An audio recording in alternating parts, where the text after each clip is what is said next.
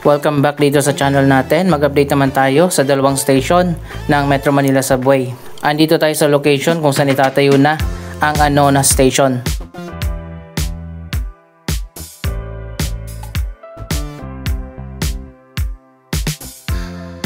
Tapos na ang demolition ng mga building dito. Ilan sa mga na-demolish dito, merong commercial center, merong bahay, at merong warehouse, meron pang hotel. Malapit lang yan dito sa Anona Station naman ng LRT Line 2.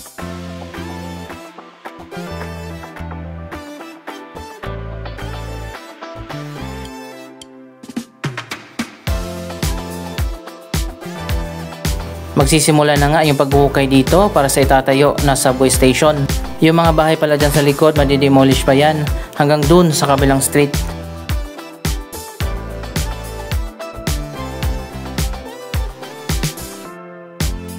Hindi naman naisama itong World City Hospital. Dito pala yan along Aurora Boulevard sa may Quezon City.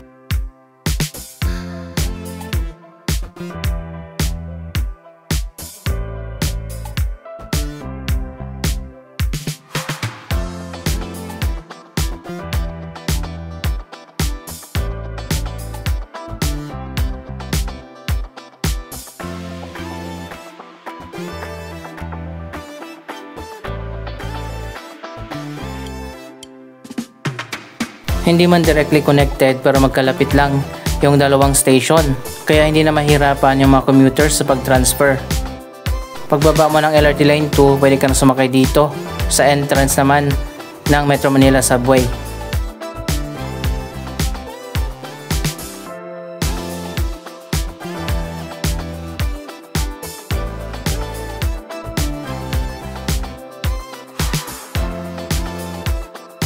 Ang LRT City Center ay isang mall na connected dito sa train station. Sa likod niyan ay may malawak na parking lot.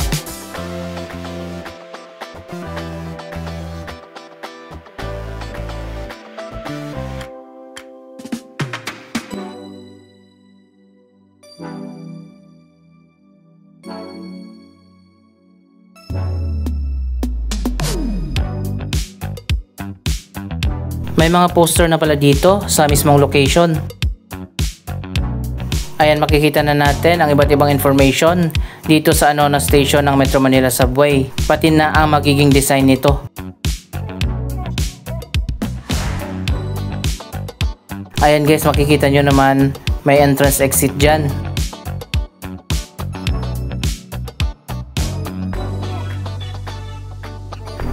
Meron din dun sa likod, siguro mga 4 or 6 na entrance exit.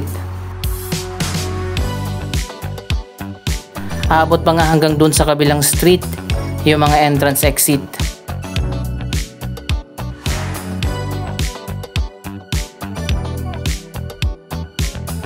Ito naman ang view dun sa kabila. Ayan, makikita nyo naman may mga entrance exit din papunta sa subway station.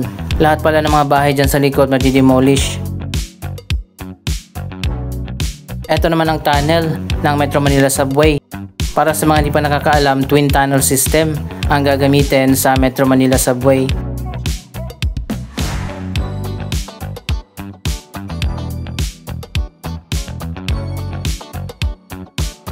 Ito naman ang ilan sa mga design ng concourse level ng station.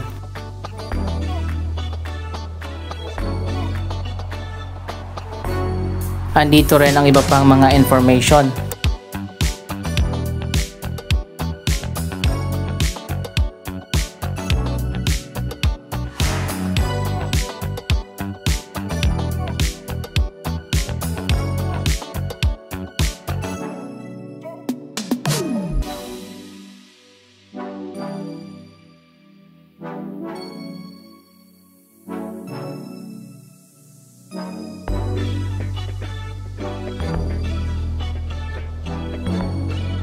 Yung pader pala dyan ay titibagin para maging open na siya. Mas madali na nga ang pag-transfer mula sa LRT 2 papuntang Metro Manila Subway. Ito lang yung nag-iisang station na malapit sa isa pang train station. Kasi yung iba mga train station ng Metro Manila Subway ay malayo talaga sa LRT o sa MRT. Isa pang medyo malapit ay ang Quezon Avenue Station pero maglalakad ka pa rin. Ganon din ang North Avenue Station, maglalakad ka na malayo.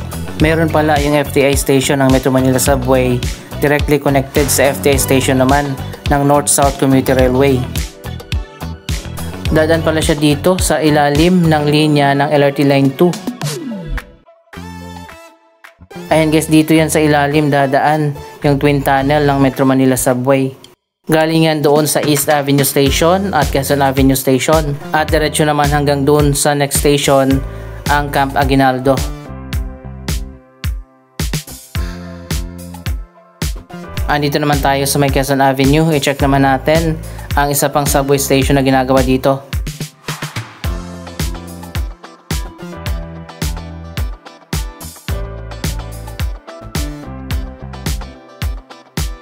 Dito naman mas nauna nang nasimulan, nagkaroon na nga ng paghuhukay dito para sa tinatayo na subway station.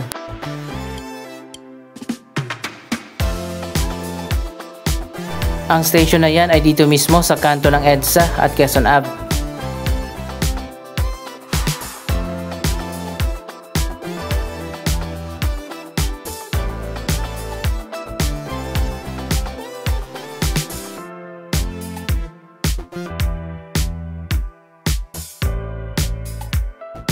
Ito na nga yung latest na update sa ginagawa na Quezon Avenue Station ng Metro Manila Subway.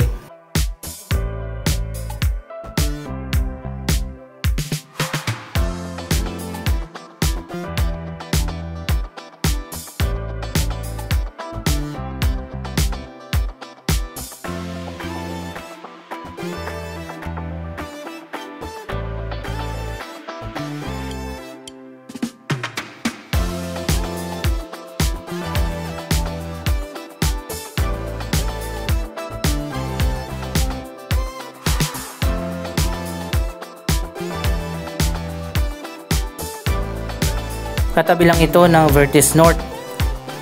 So napakagandang investment kung dito na kayo bibili ng kondo dyan sa Vertis North. Magkakaroon pa ng entrance dyan malapit sa mga kondo.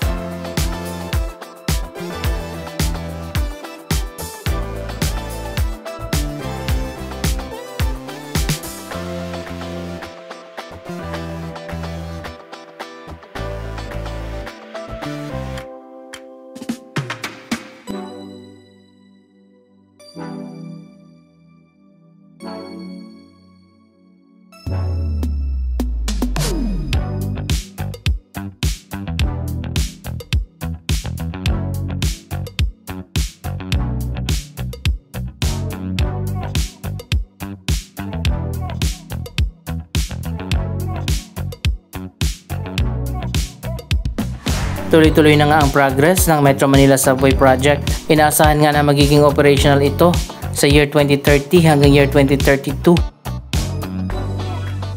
Ang unang segment ng Metro Manila Subway ang mauuna na magiging operational mula sa Valenzuela hanggang dyan sa North Avenue.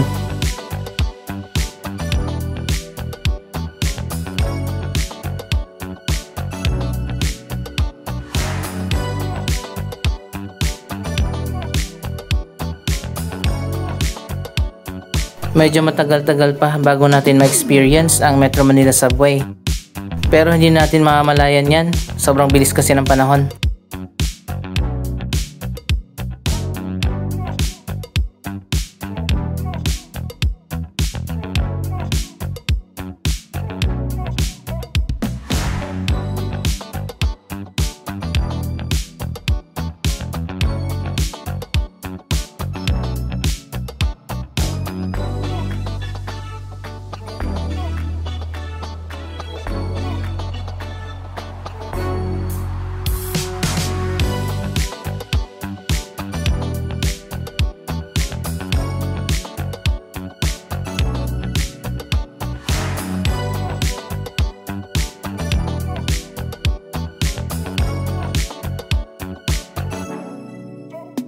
Ito ang isa sa mga fastest developing area sa Quezon City, ang tinatawag na bagong city center.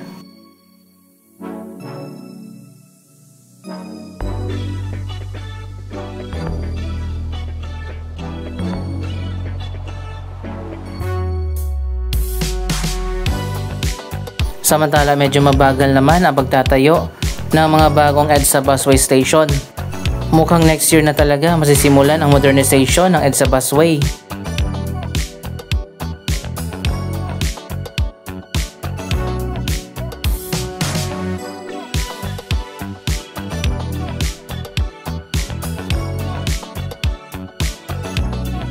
Para sa mga hindi pa nakakaalam, 4 na station ang uunahin sa modernization. Ang Monumento Station at Bagong Barrio Station sa Caloocan, North Avenue Station sa tapat ng Trinoma, at Guadalupe Station.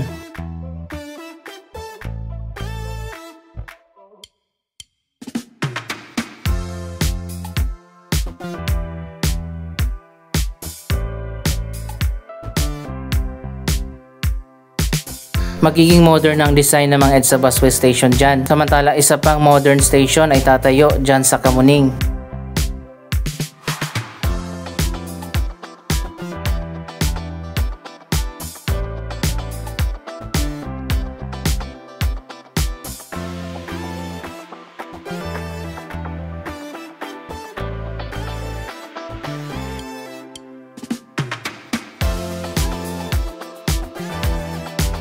Ilan sa mga station ng EDSA busway ang nilagyan ng mga elevator, katulad nitong PhilAm QC Station. Para ito sa mga PWD at mga senior citizen at pregnant women with children.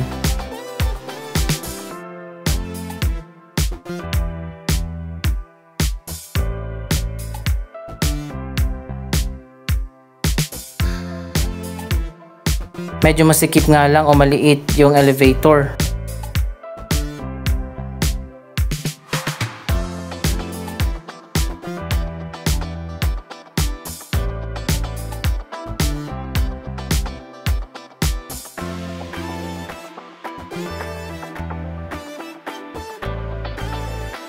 May elevator dito sa gitna at doon sa kabilang side.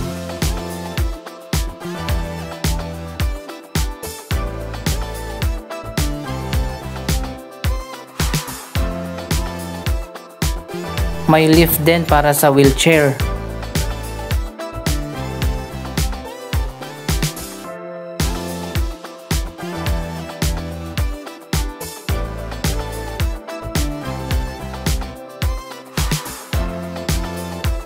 Natapos na ang pagsasaayos dito sa ramp na gagamitin ng mga PWD kapag sasakay dyan sa elevator.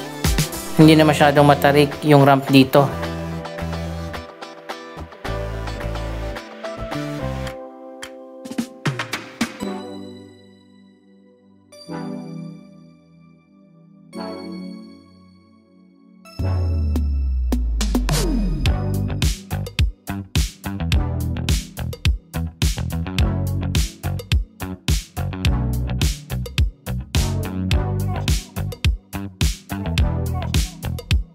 Sa ngayon ito pa lang ang modern na EDSA busway station na pinatayo ng SM.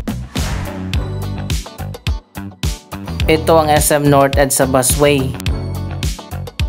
At meron na rin isa pang bagong modern na EDSA busway station na tinatayo naman sa tapat ng SM Mega Mall.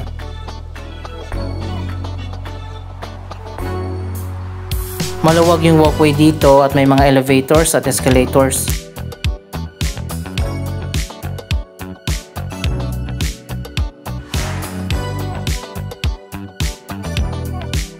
Halos ganito na rin ang magiging disenyo ng mga bagong station ng EDSA busway na itatayo ng MMDA at Department of Transportation.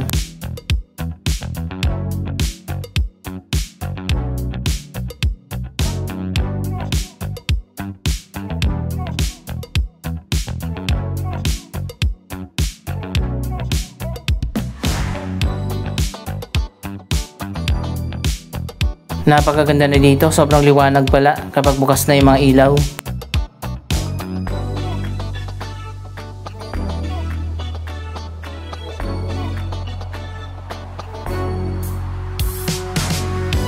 Dapat talaga i-modernize na natin ang mga transportation.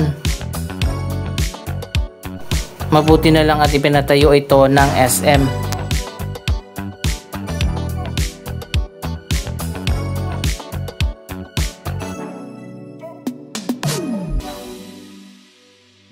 Dito sa kabila sobrang liwanag kapag gabi na. Anong masasabi nyo sa mga proyektong ito? Mag-comment lamang dyan sa baba ng inyong mga reaksyon. Maraming salamat sa inyong panonood. Huwag kalimutan na i-like, i-share ang video ito at mag-subscribe. Thank you for watching!